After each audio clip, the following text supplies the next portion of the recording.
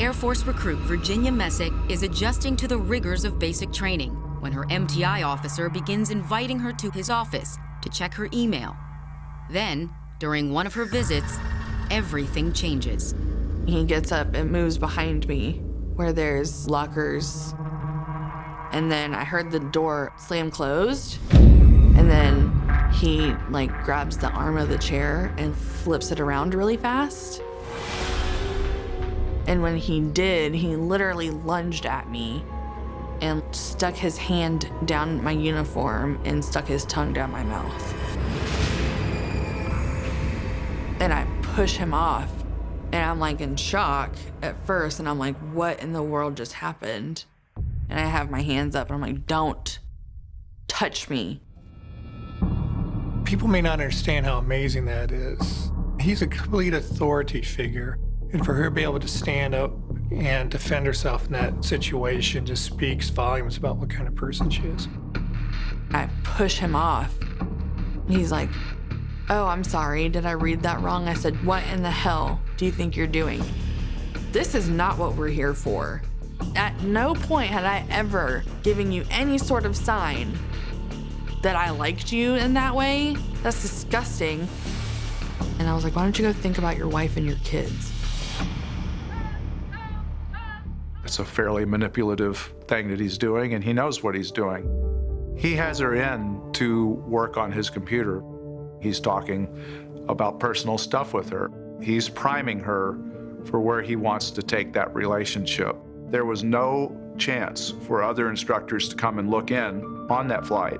He was on his own, and he knew it. When he apologized, I was like, okay, maybe he's sincere and he really won't touch me again. Maybe that was just him thinking there was more there than there was. He told me it was okay, so I took him at his word. I just thought that he was genuinely being a good, nice person.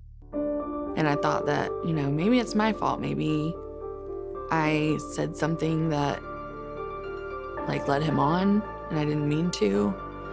Did I look at him to make him think that it was okay to touch me? I didn't report it because I thought, maybe he just did it out of a heated moment. But I had never given off a sexual sense to him. So I got up and closed my email and I walked out of the room pissed off. And just him hearing me say, don't touch me, I just thought, okay, he's not gonna do it again. So I'm just not gonna tell anybody. And once that situation happened, I never went back in his office ever again. With 6 weeks left in basic training, Virginia returns to the rigorous training schedule set up with Walker, whose behavior intensifies. One day, someone kind of messed up, and he was so mad. He was like, everybody get in the day room, and we already know that that's not a good thing. He starts telling us to do push-ups, and we're doing push-ups for 10 minutes.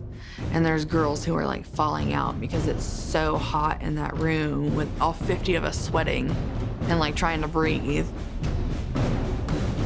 At this point, he's standing on his desk yelling at us. And all of a sudden, he points at this one girl and he says, start singing me a song. And she starts singing Amazing Grace. And about 2 lines into it, he jumps down right in front of her and scares the living crap out of her. And he says, stop singing that stupid effing song. And he's looks around and he goes, oh, do you think your God's here with you? And he jumps back up on the desk and he's like, I'm your God. So if you're gonna look up and sing about anybody, you're gonna be doing it to me. I'm your God, no one else. That's the same time when he started making us call him daddy, or he'd walk in the door and he'd be like, daddy's home, where are all my bitches at? He's a pimp and we're his tricks. It may not be so unusual that an MTI and the Air Force are going to look at their charges and say, I'm God for the next 9 weeks. But this is a man who would call his recruits bitches. That was a little bit more than just asserting authority.